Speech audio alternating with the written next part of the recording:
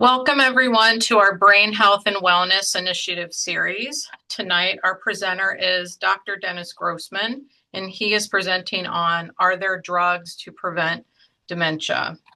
I'd like to remind everyone that we'll be recording this lecture, so it'll be on our website. So if you could please turn off your cameras and mute your microphones, please. My name is Courtney Kelly, and along with my colleagues Hannah Doles and Cassie Fazikis, we provide care navigation in the JFSA Dementia Care Navigation Program. Our program establishes an empowering environment to help improve the quality of life of those who have dementia, are at risk of developing dementia, while helping families and caregivers reduce the stress and burden that often occurs while caregiving. At JFSA, we understand the importance of working with our clients' strengths and applying a person-centered approach to care, which extends throughout our multidisciplinary team of geriatricians, nurses, social workers, and geriatric psychiatrists. Cassie and I meet our clients where they are at and develop individualized care plans that help produce solutions to presenting problems.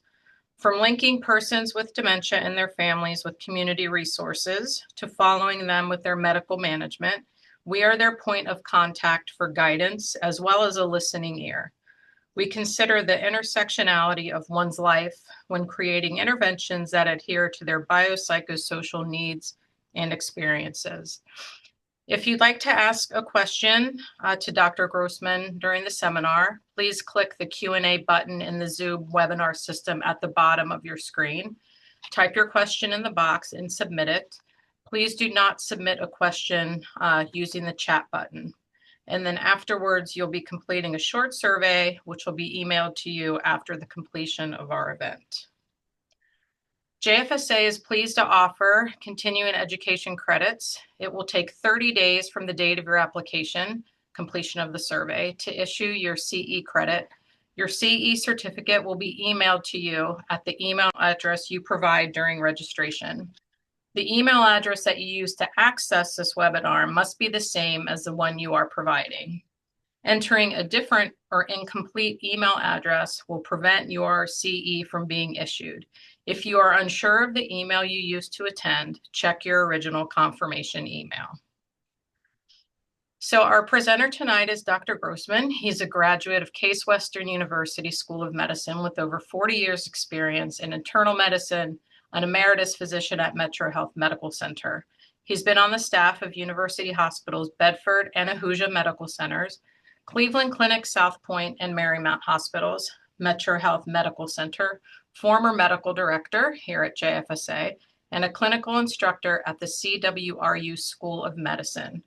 For the past 30 years, Dr. Grossman has been interested in the effects of diet on chronic Western diseases and promoted plant-based diets and macrobiotic diets. Dr. Grossman believes that they play a key component in preventing and reversing some types of diabetes, hypertension, heart disease, stroke, and degenerative joint disease. Now I would like to turn this over to Dr. Grossman. Thank you, Courtney. And it's an honor to be doing this. And the topic, the reason I chose it, I think there's been some information and misinformation about medications that may slow or prevent cognitive decline. So just my objectives would be to first of all review what the brain needs to do and what happens when we have cognitive decline, and then take a look at some overview of the drugs for dementia prevention. How do these drugs modify the mechanisms of dementia and who would be at benefit, and also some of the pros and cons and the area where you might get into trouble with some of these medications. Next slide. So what we know in cognitive decline and dementia, we do know of risk factors. Um, we know what will lead up to these problems. We don't really know the exact mechanism of how how the body deteriorates, how the mind deteriorates, the brain. Aging is a factor. The older we get, the more chance that we'll have cognitive decline. Heredity, there's hereditary factors. ApoE4 comes with an increased risk. An inheritance from one or both of your parents can put you at much higher risk for developing dementia. We also know that hearing and sight loss as we age, and not really when you're a young person, but as you age, decreased hearing acuity, decreased visual acuity will also contribute to cognitive decline. Inflammatory states. And this is kind of something I wanted to emphasize a little bit because behind it, some people believe there is a cause and effect in terms of dementia. But the inflammatory states that I'm talking about, we know that cardiovascular disease, vascular disease is an inflammatory state. Diabetes, especially type 2 diabetes, is an inflammatory state. Obesity and autoimmune diseases. And then on top of all that, lifestyle choices, sedentary lifestyles, smoking, environmental stressors, and social isolation. And I can add also that uh, that hormones can play a factor in this. So deficiencies in hormones such as estrogen, testosterone, and some of which as we age, some of which may be as a result of medication for certain types of cancer treatments, may affect cognition. Also, excess stress hormones such as cortisone, adrenaline will also be factors. Next slide. So, what we see is that there are different types of dementia, and there's a lot of overlap. Alzheimer's, which is a descriptive dementia, it has certain characteristics, is probably the largest. Vascular, which affects blood vessels, both small and large, going to the brain. But it is also seen vascular components in Alzheimer's disease. Lewy body dementia, which is associated with Parkinson's disease, and frontotemporal, which affects certain parts of the brain. And all of these may have some component of vascular insufficiency or vascular insults. Next, please. So the dilemma is this. We we have an illness. Most of the treatments that we have are inadequate. They do very little to change the course of the disease. And the course of the disease, some of it is rapid, some of it is slower, but it is an insidious, in many cases, march towards inability to care for oneself, institutionalized many times, and isolated from family and friends and being disconnected from the world in general. So when we see this, we haven't really been able to impact it. There are some newer drugs that have come out that have targeted the accumulation in the brain of amyloid beta. But again, the results are showing just very modest changes, and there are significant side effects. Lots of money involved, lots of research. Nothing has really changed in terms of treatment. We're seeing a recent shift from treatment to prevention and to slowing down cognitive decline. Next slide, please. So really, this is the nuts and bolts of what I'm trying to get across to everybody. Uh, Cognitive decline is really a result of a mismatch between supply for the brain and demand on the brain. And it has three components. So if you think of it an analogy would be if you turned on your furnace this winter. The job of the furnace was to heat your house. And that furnace needs gas. Let's say it's a gas furnace, and it needs air and it needs a proper mixture. So an inadequate supply might be an inadequate supply of oxygen, or maybe the gas, the valve is partially shut off to the furnace.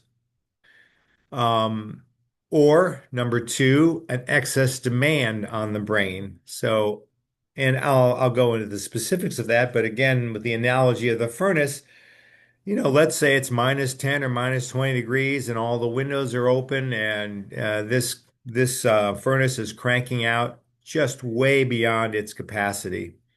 And then lastly, internal dysfunction. Well, let's say that the fellow that you hired to fix the furnace and adjust all the valves and all the intakes did a lousy job, and it is not burning the gas completely, and a lot of buildup of carbon, and it's really dysfunctional. So any one of these three, any combination, or all three will create obviously a very cold house, but it'll also create a brain that cannot keep up with what is needed to function as a brain. Next slide. So the supply side means that the brain needs adequate nutrition and oxygen. And the demand side, what what the brain has to do is number one, defend against anything that's bad for it, meaning toxins and microbes. And it has to maintain structure. Things break down. It has to maintain function, and it has to synthesize neurotransmitters. And then lastly, it has to clear waste and toxins so that it can be functioning properly. And if there's a greater demand on it, it has to have that reserve to be able to keep up with any excess stress. Next slide. So let's take the inadequate supply to the brain. Inadequate nutrition and inadequate oxygen. Well, we know that they both come up into the brain through four arteries. Two in front are the carotid arteries, two in the back are the vertebral arteries. And any disruption in flow, any accumulation of material in there or blockage or clots is going to decrease the blood flow either in the large vessels or in the small blood vessels and cause a deficiency in terms of nutrition and oxygen. And in terms of oxygen, if you are having hypoxia or low oxygen level due to sleep apnea or due to chronic lung disease of any kind, you're going to have low levels of oxygen, which may not adequately be able to sustain what the brain needs to do. And then the nutrients. What if the gut is unable to absorb proper nutrients? What if there isn't proper nutrients in the diet? What if there's pathology in the gut and there are certain microbes that tend to destroy certain nutrients, certain vitamins and minerals that you need? So all these things can create an inadequate supply to the brain. Next slide. Excessive demand. The inability for the brain to keep up with its workload due to reasons other than lack of nutrition, oxygen, or excess stress. Excess inflammation. And again, I'm going to hit this point repeatedly. Inflammation from states of obesity, diabetes, vascular disease, autoimmune disease. Dysfunctional blood-brain barrier. So the blood-brain barrier is the kind of the entrance gate for the brain, and it is not supposed to let in things that are going to damage the brain. And if there's dysfunction in that blood-brain barrier, and many times due to excessive systemic inflammation, then more toxins, more microbes are going to be brought into the brain, and the brain has to deal with it. So a greater workload. There's also direct transmission of microbes from oral surface, from periodontal disease through the cranial nerves. And that's been shown very well in terms of oral hygiene and the incidence of cognitive decline. Inability to clear wastes and toxins. So, wastes and toxins are cleared during sleep, cleared during a certain type of sleep, and it is cleared through something similar to the lymphatic system, your cerebral spinal fluid, which is bathing the brain, expands. The brain shrinks a little bit when you sleep. The fluid expands, and what it's doing is kind of like well, a washing machine. It's washing out all the junk and dumping it into your into your lymphatic system to be exited through the body. But if you don't have good sleep patterns, especially if you have sleep apnea or if you have wakefulness during sleep, this inability to clear the waste and toxins will cause buildup and will cause more inflammation. And then elevated stress hormones on a chronic level, cortisol. And cortisol creates a situation where there's excess demand on the brain itself. Next slide. Brain dysfunction. So there are a few things that actually do, in the analogy again, the furnace has not been tuned up properly by your workman. He did a lousy job. It's not burning efficiently. It's causing a lot of carbon buildup, and it is not producing the heat it needs to. Insulin resistance is similar to that in that um, in the brain, just like in all the cells of the body, we burn fuel through a little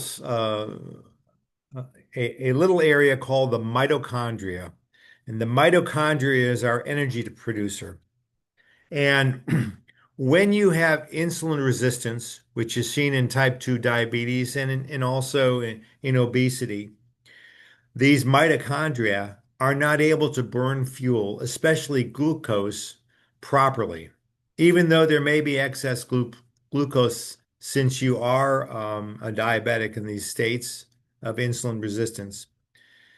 And this mitochondrial dysfunction is associated with cognitive decline, since you have excess glucose hanging around but not being burned properly. You're not utilizing the fuel that you have in front of you. Next slide.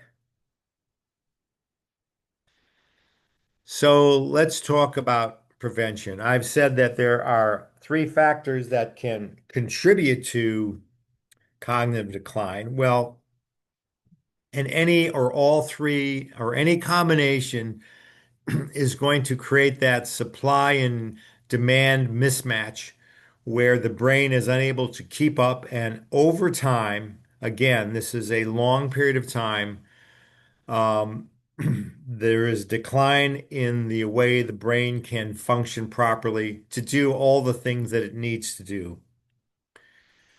There are lifestyle changes that obviously, and I won't go into them in detail, but there have been many studies showing that certain dietary factors are critical.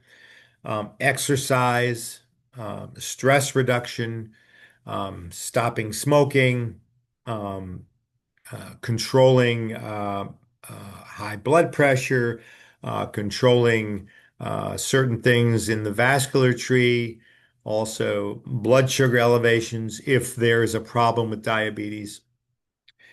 But we've also seen that there have been a lot of work done on medications that may have an impact on cognitive decline. And I'm going to give you five classes. This is not complete. There are many others, but I chose these five since they're pretty common. So the first one is the biguanide, which is known in terms of its trade name as metformin. Um, GLP-1, which is known by trade name Ozempic. The statins, which would be Lipitor. Atorvastatin would be the generic name. And then SGLP2 is a diabetes medication. It is a sodium glucose exchange medication. Farxiga is the trade name. And then lastly is non-steroidal anti-inflammatories, which we know as Motrin or ibuprofen. Next slide. So they've been studied for their effect on the prevention of cognitive decline. How do they work? And what do the studies tell us about what their impact is on our ability to maintain cognition? Next, please. Well, let's look at metformin first. And it is used as a first-line treatment for diabetes. It has been around for many years. And it has also been uh, used for people that have obesity because there seems to be some secondary weight loss involved. How does it work? Well, it decreases the production of glucose. It increases our sensitivity to insulin. And remember, I had mentioned before, insensitivity to insulin or insulin resistance is what damages the mitochondria's ability to burn fuel properly, especially glucose. It reduces the absorption of sugar in the gut itself. It also reduces the absorption of B12, and it slows down the emptying of the stomach, so there is some sense of fullness. Next slide. So through lowering blood sugar and insulin levels, there may be a decrease in the inflammatory state in a diabetic. And this may improve cognitive ability by lowering this inflammation. Um, Insulin resistance is improved, and the ability of the brain mitochondria to utilize glucose is improved. By inhibiting B12 absorption, there may be a greater risk of dementia if B12 levels are not followed routinely. So this is a warning that metformin has to be followed with B12 levels on a routine basis if you're taking that medication. So uh, the next slide, please. In a 2022 review of 32 scientific studies of metformin and dementia, there was an association with metformin use and the decreased development of dementia, but there was no cause and effect. The association is present in diabetics, but it's not present in non-diabetics.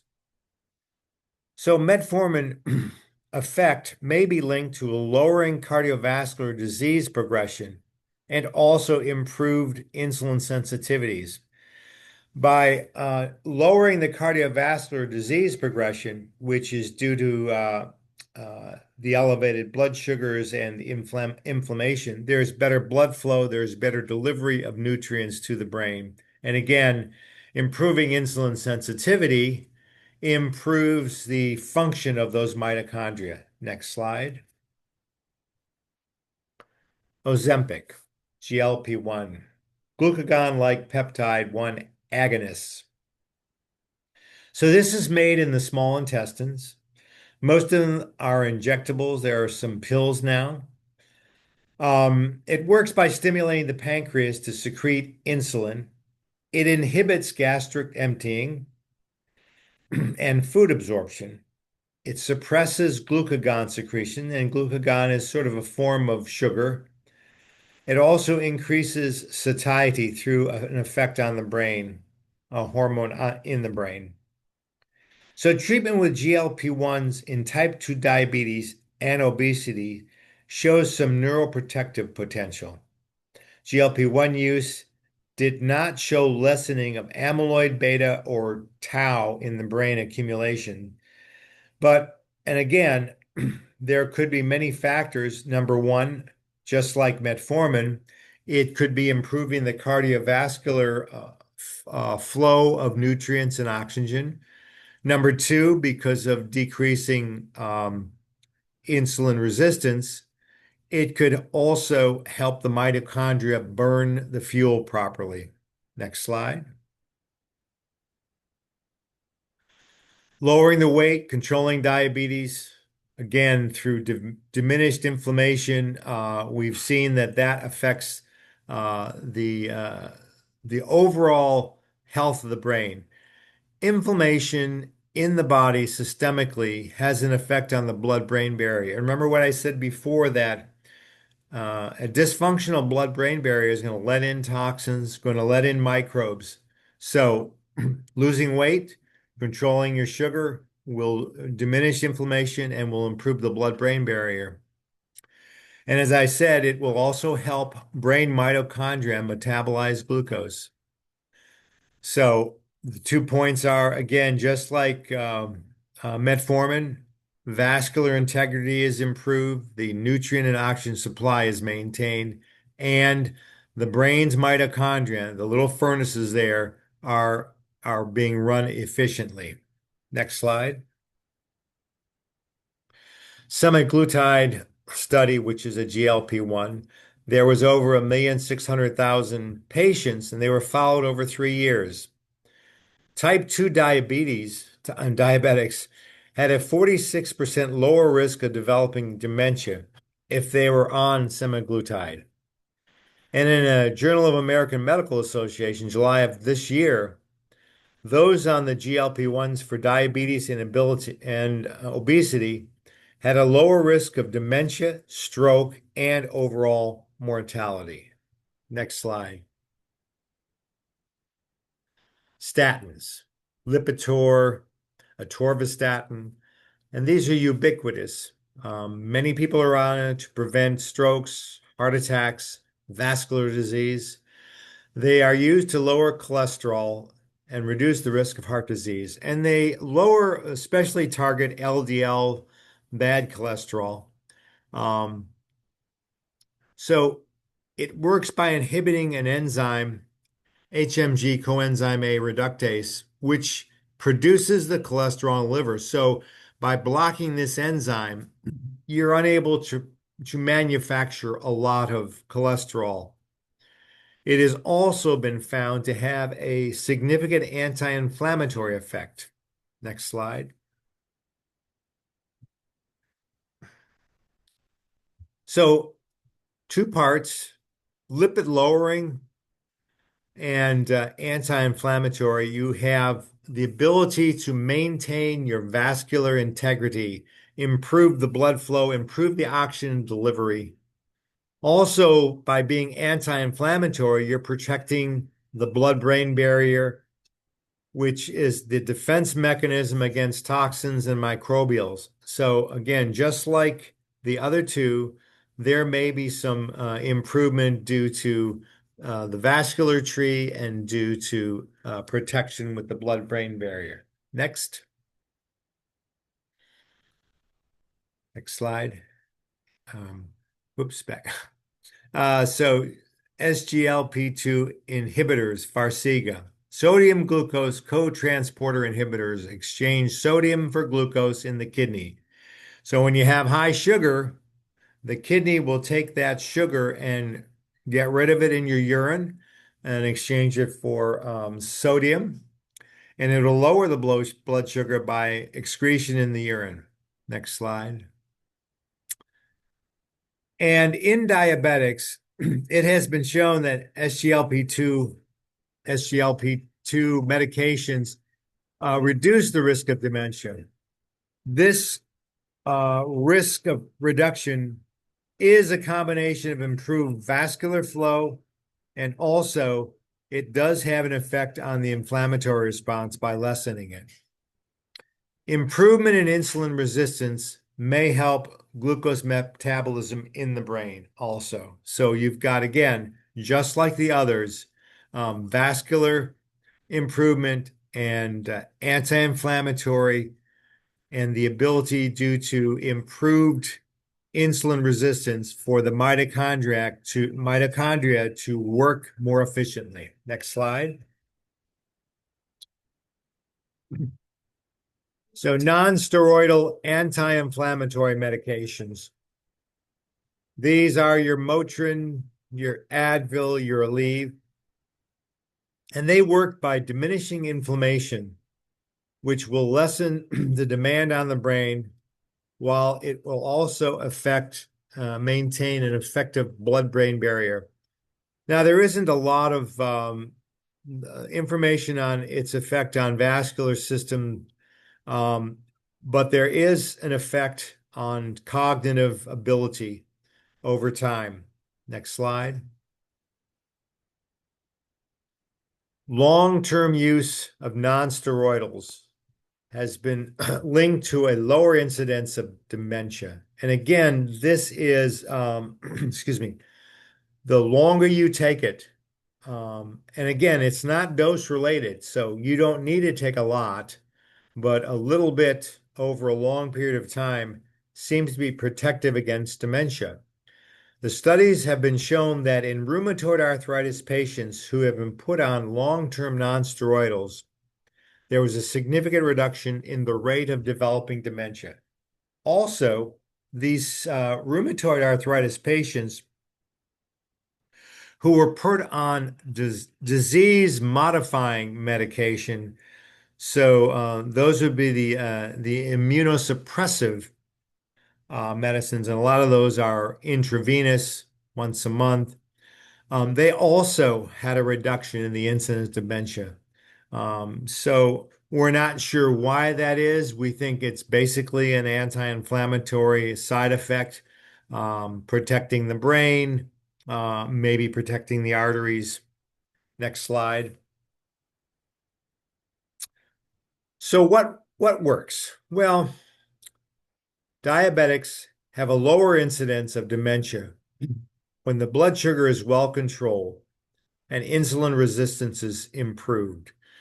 And that is all due to a much more effective mitochondria operation in the brain itself. Metformin, Ozempic, Farxiga seem to have this protective effect for dementia, especially in the early phases of dementia. Metformin and Ozempic may also be preventative in the obese patient by lowering levels of inflammation in those patients. Next slide. Non-steroidals and statins may be helpful in patients who have chronic inflammation. Now, we talk about the inflammatory state and the damage that it does. And throughout the body, prolonged inflammation affects all of the organs in the body. It affects the blood vessels, the arteries significantly, but it also affects the blood-brain barrier. And so these two nonsteroidals and statins may be helpful in these areas, especially the blood-brain barrier. Statins may help protect circulation by its lowering of the bad cholesterol, and it may improve nutrient and oxygen delivery to the brain. Next slide. A little bit of caution. So high-dose lipophilic statins, may lower cholesterol levels in the brain, which are actually essential for building myelin sheaths. And when I say lipophilic, that there are two classes of statins, hydrophilic and lipophilic. So lipophilic is fat soluble. They tend to create a situation where there's very low levels of cholesterol in the brain. And the hydrophilic do not do that. They don't lower the intrabrain levels as much. So there may be a protective effect of the hydrophilic statins. We're not sure. A trade name would be Crestor. Um, the non-steroidals, Metformin, Farxiga may damage kidney function in those at risk. So we know we've seen it in prolonged use, and they have to be monitored. Their kidney function has to be monitored. Metformin, you have to monitor B12 levels, or you can get into trouble with deep B12 deficiencies. And metformin and Ozempic may alter absorption of many essential nutrients, some of which are essential for brain health, and you need to keep abreast of your nutritional status. The gut itself and the microbiome of the gut is very important in terms of nutrients getting into the body. So, when we talk about eating healthy, maintaining a good gut flora, all of these things are important. Medications may work against that. We do know that taking antibiotics tends to alter the gut flora, and that can affect proper nutrients coming into into the vascular system and ultimately into the brain. So people on medication need to be monitored carefully for those medications that may have an effect on the gut and may have effect on kidneys and may have an effect on certain absorptions of minerals and vitamins. Next slide. Well, that's it. Any questions? I hope I can answer it. I hope I made it clear. It is a difficult topic. Uh, Cognitive decline is a myriad of things put together, and that's partly why we don't have a good solution to it, and that's partly why we need to come at it from so many different angles. This is just one angle that we're coming at it from, and hopefully this will get refined. There's been a lot of studies in the last couple years looking at what happens when people are on certain medications over time. What are their risks of getting cognitive decline? Are they less? Are they more? And there are certain disease processes, for example, rheumatoid arthritis, where we have a whole group of people that are on medication for decades. And we get a lot of, we take those statistics and we can look at other things, and one of those things is cognitive decline and the pros and cons of certain medications. So happy to answer anything. And again, difficult topic, but I thought it was worthwhile putting it out there because people have seen some of this, especially in the press. Thank you. Thank you, Dr. Grossman. We do have several questions, and a few of them have to deal with supplements.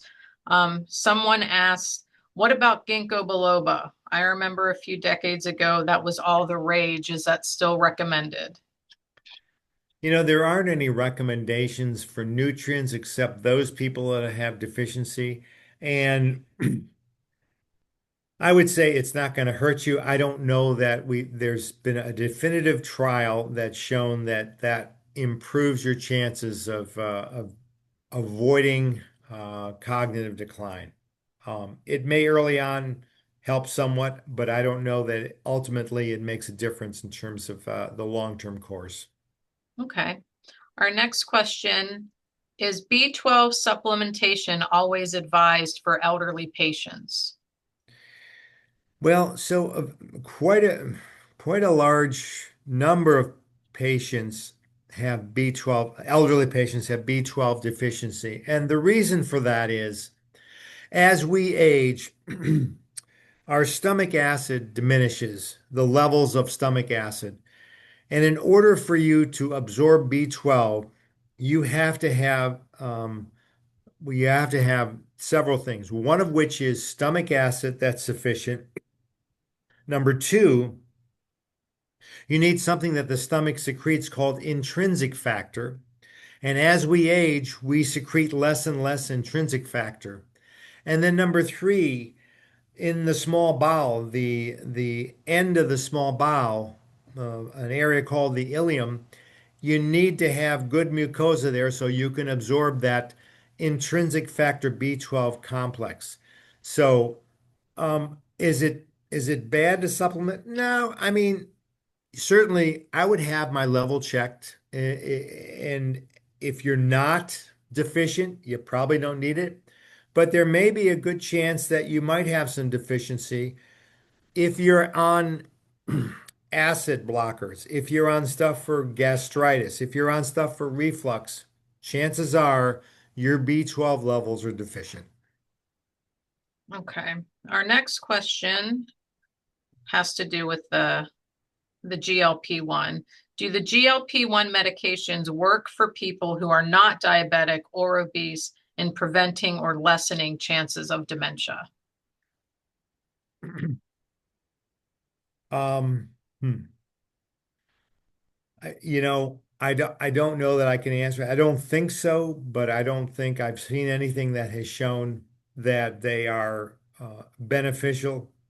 Um, and I'm not sure why anybody would take it if they weren't obese or diabetic. So, but I haven't seen anything that says there's any benefit.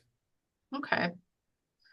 Another one is, what is your take on folks who experience brain fog and muscle weakness on statins? So I would first say make sure you're not on a lipophilic statin, torvastatin, which is the generic for Lipitor. You may be experiencing that because your brain's not needs it needs fat. Your brain has got a lot of fat there. It needs cholesterol.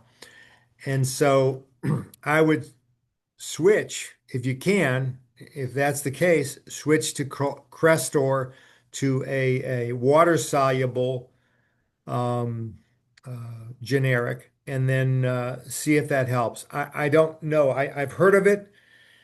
Supposedly it is transient and it is reversible. So I don't think you're going to do any damage, but I think you certainly should explore that and maybe change your medication. Okay. Thank you. And thank you everyone for submitting questions. Please reach out to us at JFSA to discuss any referrals, and we can discuss our program and how we can help. The dementia specialists that we work with here at JFSA, we have Dr. Elizabeth O'Toole, Pamela Lynch, and Dr. Cindy Orlasky. Here are some additional resources that we offer. You can feel free to contact us to get more information. We have our Caregiving with Confidence workshops. Our next session will be starting January 7th of 2026. Our dementia support group, the next one of that meets next Tuesday. It's our evening session from 6:30 to 7:30. Our Alzheimer's disease and dementia support program, supportive home care program and respite care, brain health and wellness initiative series, our memory cafe, which we offer 2 times a month, and our Medicare CMS guide dementia care program. For information and registration, you can contact Cassie. That's her information at the bottom. You can also call JFSA and ask to speak to me. My name is Courtney. Our next brain health is going to be in December, and it's going to be from keys to carpets, addressing everyday safety concerns in dementia, and it'll be presented by Carol Klingler. And the date is actually going to be December 18th, on that Thursday in December. Here's contact information for Hannah, Cassie, and myself. Thank you all so much for attending.